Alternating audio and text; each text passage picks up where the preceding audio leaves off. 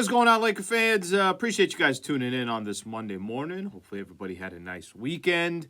Lakers back in action tonight. They're taking on the New York Knicks. Before we get any further, just a quick reminder, if you can please subscribe to our YouTube channel. Greatly appreciate it here on ESPN LA.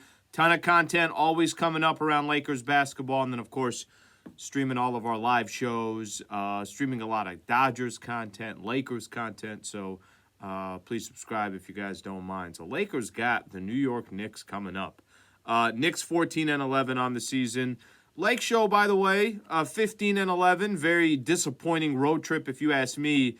They had 3 games. Dallas Mavericks without Kyrie Irving failed there. There was some other role players missing. And then I know they kind of staggered over their last 2 games against the San Antonio Spurs. No LeBron in one.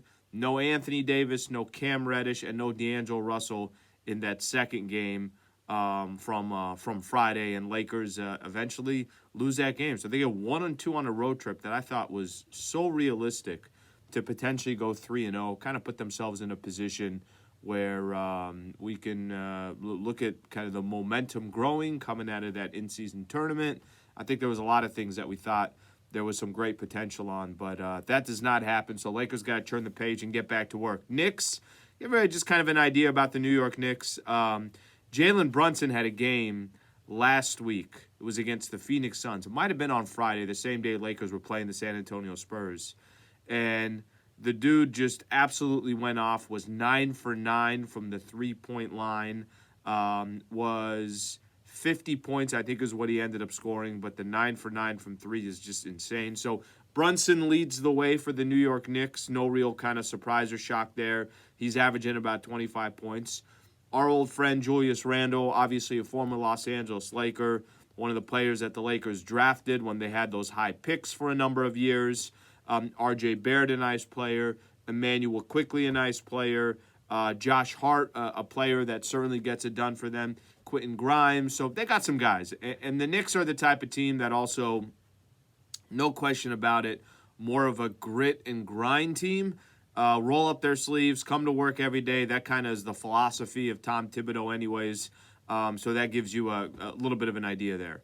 What will make tonight's game a little bit unique, number one, you're trying to get a W, and just like I said, get back on track. Kind of, it's been weird with the Lakers. I know when they're healthy and whole, they look like an unstoppable team, which they were healthy and whole other than Jared Vanderbilt in that game against Dallas Mavericks, but they still lost that game, and Dallas was missing a lot of guys.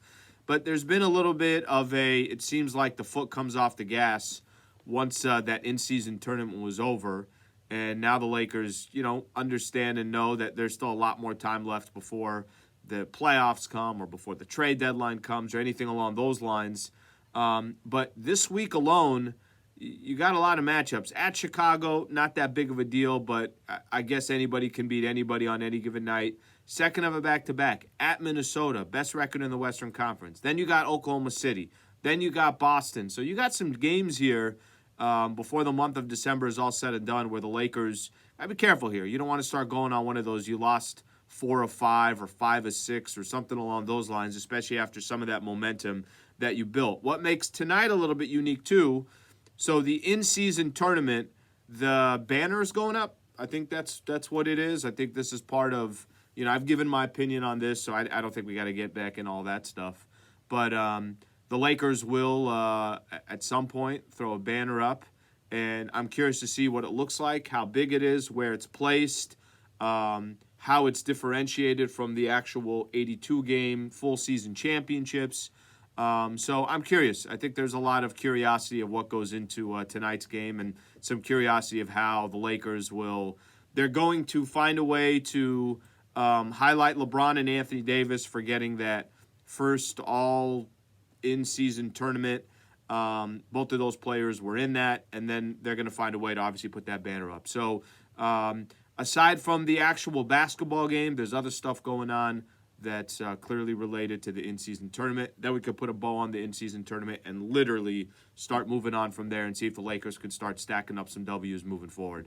I'll be back tomorrow, do another one of these, Lakers Talk Daily, all week long, as we always do, Monday through Friday. We try to get this thing out in the morning. If you guys don't mind, Subscribing to the channel would greatly appreciate that, and we'll get back with you guys coming up tomorrow morning. Thanks, Laker fans. Appreciate it.